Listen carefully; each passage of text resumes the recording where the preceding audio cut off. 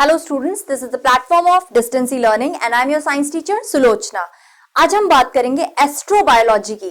ये एक ऐसी ब्रांच है साइंस की जो अभी इंडिया में बहुत नई है, ठीक है, बट आने वाले 10 सालों के अंदर अंदर तुम्हें इसके अंदर इतने स्कोप मिलेगा जिसका तुम अंदाजा भी नहीं लगा सकते, ठीक है।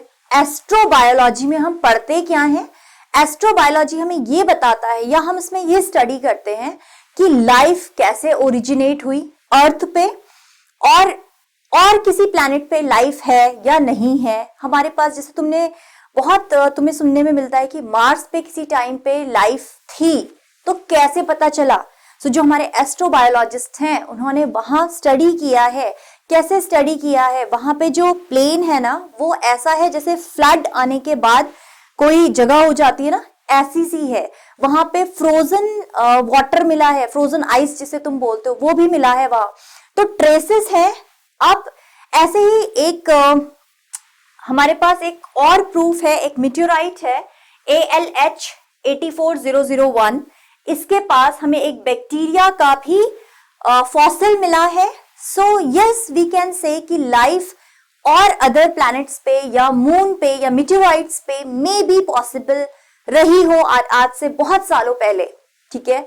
या हो सकता है आने वाले टाइम पे भी हमें ऐसी लाइफ देखने मिल जाए कि हाँ लाइफ है, ठीक है, किसी और प्लैनेट पे। जैसे हम बात करते हैं एलियंस की, सो ये सब अभी कैसी बातें हैं? ये हमारे लिए ऐसी बातें जो बहुत फैसिनेटिंग है, हमें बहुत अच्छा लगता है सोचने में, राइट, कि ऐसा कुछ है या किसी और प्लैनेट पे लाइफ है या नहीं है। तो ये सारी चीजें एस्ट्रोबायोलॉजिस्ट लाइफ का पता लगाते हैं। अब उनको कैसे पता कि किसी और मीटियोराइट पे जब कोई और मीटियोराइट जब इंडिया में या वर्ल्ड में किसी हमारे अर्थ पे कहीं पे गिरता है तो उसकी स्टडी की जाती है।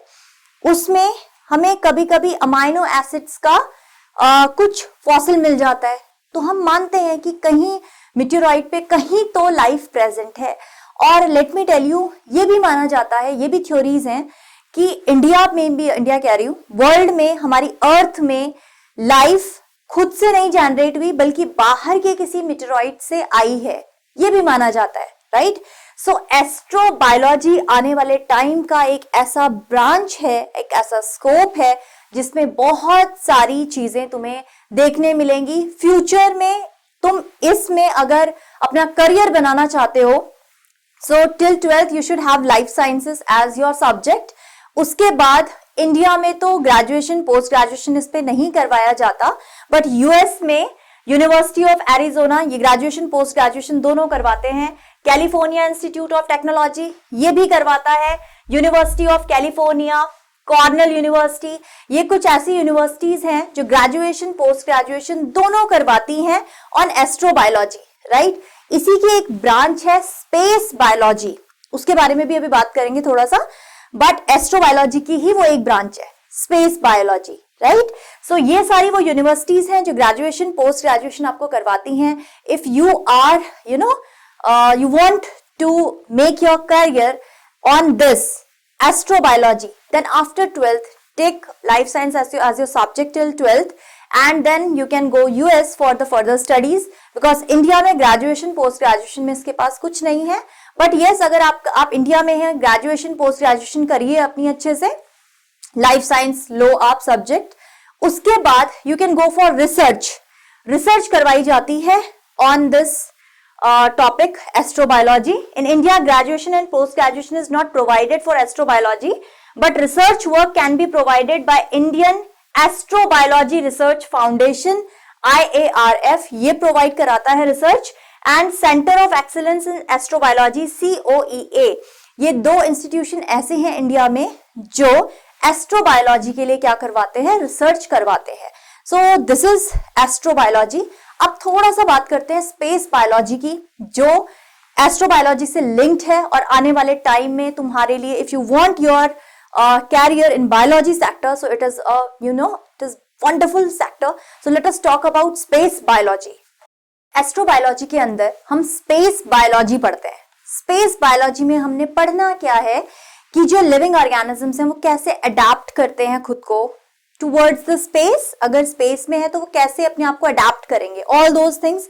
तुमने देखा होगा कि यहाँ से साइंटिस्ट एनिमल्स को भी भेजते हैं, है ना, इन द स्पेस, कि वो उनके एक्टिविटीज देखने के लिए कि क्या इफेक्ट उन पे पड़ता है, कैसे रिस्पॉन्स कर पाते हैं, ऑल दीज थिंग्स।